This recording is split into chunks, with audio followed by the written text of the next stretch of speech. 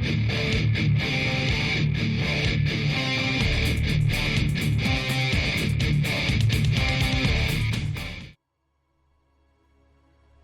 again, everyone. Welcome back to another episode of Discussions of Darkness. We're getting back into the spooky season again, and that means there's going to be a lot of people coming back to the world in Chronicles of Darkness. Some of them will just be here for the season because they want to try out something a little scarier. Some of them will rediscover the love or discover it for the first time, and they'll want to stick around. They'll want to do more. They'll want to explore the setting that so many of us have been enjoying for so long. And if you are either someone who is trying out the world of darkness, the Chronicles of Darkness for the first time, or if you're someone who's looking to get your friends into a game, you want people who've never been here before so you can give them, the 10-cent tour, I wanted to give a little recommendation because there is something I've been going through fairly recently. I'm working on some new projects, and it's really brought back some memories, and it's given me some thoughts I wanted to share. But first and foremost, I want to take you all back to when dinosaurs roamed the earth and I was working on my degree. My first exposure to the world of darkness, and this was when I was a much younger man. I was barely able to drink at this point in my life. And this is when the Hunter the Reckoning games had come out. Not the tabletop games, the console games. I do not remember how I managed to get a hold of one. I think my roommate had a copy and I was just looking for something to do to kill some time. And I started playing the original Hunter the Reckoning on Xbox. And it sucked me in. It was a lot of fun. It was a little ridiculous, but it was something I'd never come across before. It had this rich lore. It had all of these very definite, threats that our characters just had to deal with whatever powers they'd been blessed with, by their reckoning. And I enjoyed the first game so much. I got the second one when it came out, and I want to say there's a third one, but I can't remember if that's entirely true. If there is, then my memory is not playing tricks on me, and I played that one as well. If there's not, I may be from a parallel universe. However, I played all of those games. I moved away to another state. I met some friends who were really into tabletop games, and while we were doing tabletop, I played Vampire the Requiem for the first time because it was the new hotness at that point in history. And as we're playing through it, as I'm reading all of the rules and the setting and whatnot, I begin to realize this is technically tied to that thing that I liked before. And this is when I discovered that the old world of darkness still exists. This is where I found out about Vampire the Masquerade, Werewolf, the Apocalypse, Hunter the Reckoning, of course, Changeling the Dreaming, and a bunch of others. But I was also at ground zero as the new world of darkness was being released, which would eventually become the Chronicles of Darkness. And I stayed plugged in. I played games where I could find them, but most people who wanted to play World or Chronicles of Darkness games in my area were really looking for more longer-running LARP-style games. There weren't a lot of tabletop games. So, when I heard that Hunter the Vigil was getting its playtest, and this was many, many years ago, I trucked down to my local comic shop and I sat in a chair and I was excited. I wanted to see how it had changed. I wanted to see what was different, and I wanted to see if it recaptured that old feeling I got when I first discovered Hunter. And it was very different from Reckoning. It still is very different from Reckoning for those who are curious. And at the time, I liked the direction they were going, but it didn't grab me hard enough for me to really stay tuned in after the playtest. But I've come back to it. I've been reading what's been happening both with the various updates and all of the extra products I can get my hands on. And I had a realization while I was reading through it. If you are looking for a game to really sink your teeth into and for something that people are going to get really quickly, especially if they have any sort of pop culture knowledge, Hunter the Vigil is probably one of the best games for you to run for them, for a couple of reasons. First and foremost, while Vigil takes place in the setting of the Chronicles of Darkness, it doesn't have the kind of established lore that the games where you play the monsters have. It doesn't have the massive history of the True Fae and all the courts that Changeling does. It doesn't have all of the centuries of history that Vampire has. It doesn't even have all the complicated spirituality of Werewolf the Forsaken. In Vigil, you're playing average people caught in very non-average situations and asking, what do you do? Because even if you want to play the game before you take up your Vigil and become a hunter, you're just normal people. To paraphrase a friend of mine, you're guys with stuff. Hunters win not because of dint of supernatural powers. They don't win because of some mandate from the divine. They win because they bring the right gear, they have the right strategy, and a lot of the times, they have friends. And that can be a very unique experience, but it's also one that lots of players can jump into very easily, whether it's because they're familiar with TV shows like Supernatural, or because they've just been reading various monster hunting books. They get the idea of a person who discovers a hidden world and needs to do their part to protect people from the monsters that lurk in the shadows. But in addition to being very easy to pick up, and not having to learn a whole bunch of additional lore just to build your character and make sense of things, Hunter also keeps things very ground level for the most part.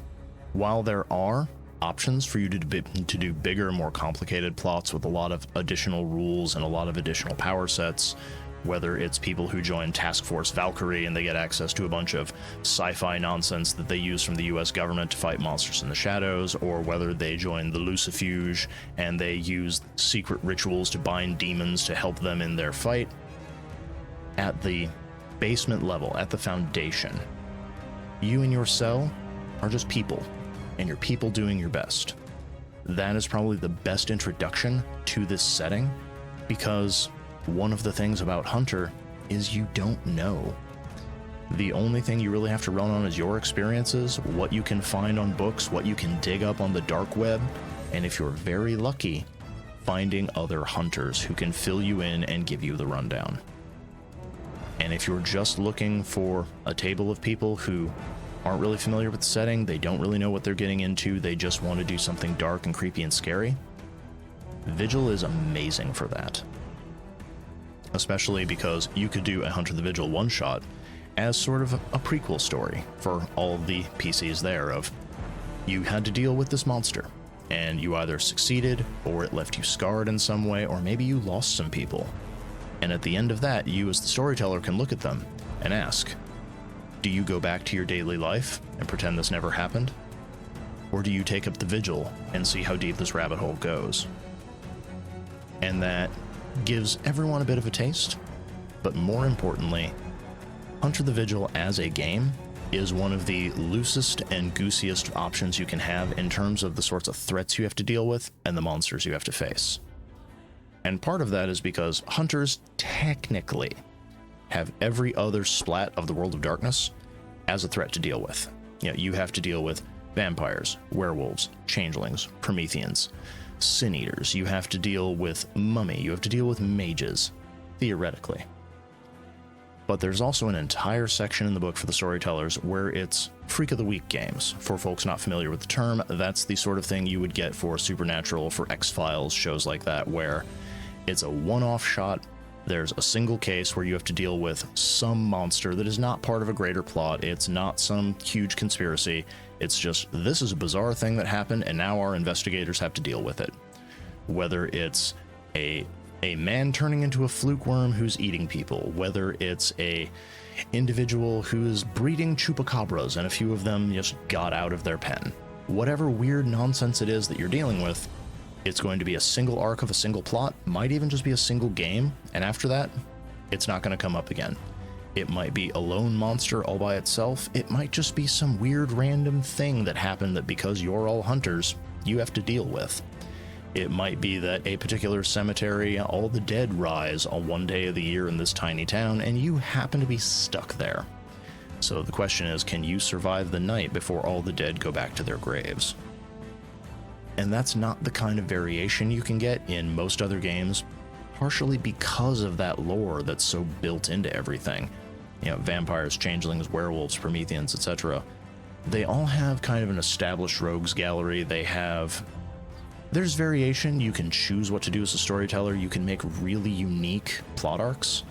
But players, by and large, kind of know what to expect in terms of the antagonists they're going to fight and in terms of just what to expect coming their way. With Hunter, it could be anything. You could take anything from any of the other books that exist in the setting and put it on the mat. You could have them dealing with ghouls who work for a vampire and are running drugs in their neighborhood. You could have them dealing with a changeling who has built an entire influence network, and now they're just trying to do something that the hunters don't care for. There's all sorts of weird, randoms, just spooky plots you can do, whether it's horror on a personal level, whether it's body horror, whether it's weird monsters showing up, or whether it's creatures out there using their powers and abilities to manipulate politics, the stock market. You could do just a full-on white-collar mystery that happens to have monsters in it. It's a lot of options, and there's a lot of stuff you can bring, and it also acts as kind of a testing ground. And this is where we get into the long-term possibilities and the things you can do with Hunter to bring people into the setting. Because Vigil is a great way to sort of give your players a taste of all the different spheres. If you have a short-term game or long-term game, whether it's they get to deal with vampires, or they start digging into the lore around certain mages, or they discover that, this human trafficking ring they thought they were busting is actually selling people to the True Fae. And if you can get that interest from your players, if they see these antagonists and they want to know, well, wait, what's that game? What's that setting? You might be able to convince them to try other games, and part of what could make this fun, and this goes back to a similar thing I had with last year's video on my Faces of Death Chronicle. Because hunters are just people, they're just humans, they have the potential to wind up in any of the other spheres if you want to keep the same characters and translate them to another game. So take the example of a bunch of hunters trying to break up a human trafficking ring that turns out to just be people enslaving their fellow man to the True Fae. What happens if you all get a little too close and you go to Arcadia? So you come back as changelings, but now you have your fetches who might have taken up your place in the Vigil. They might not know what they are.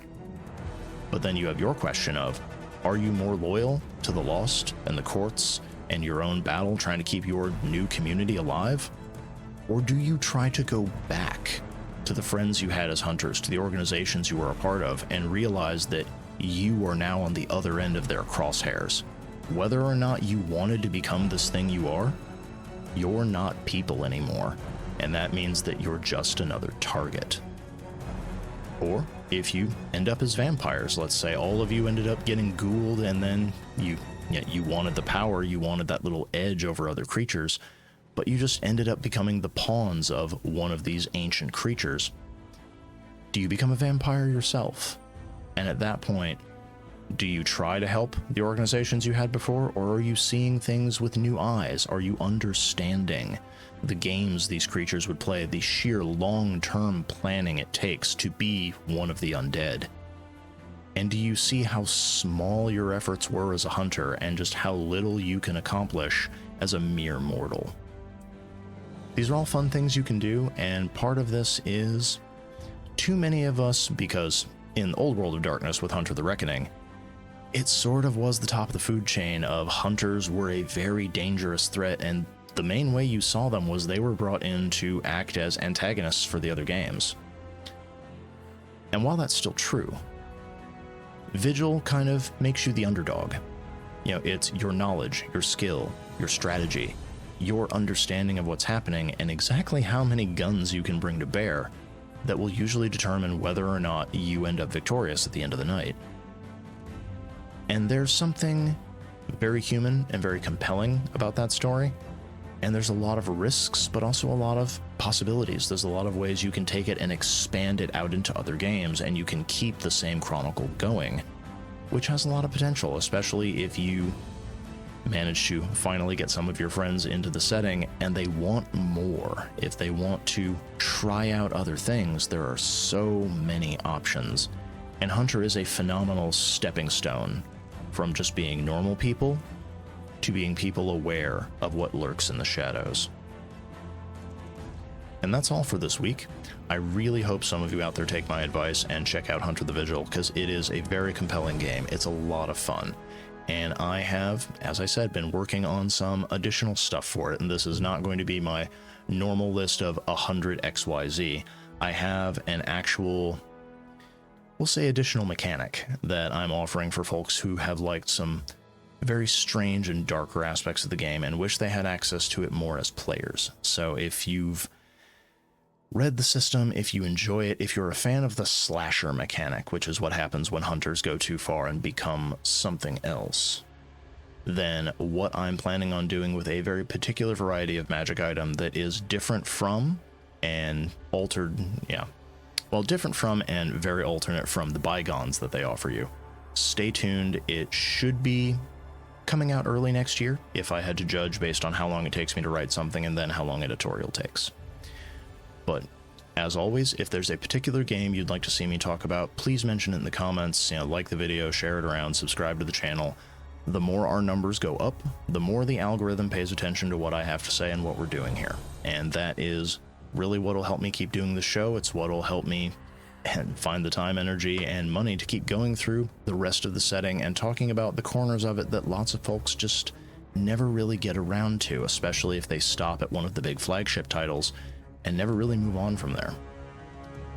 But that's all for this week, so till next time, happy gaming, everybody.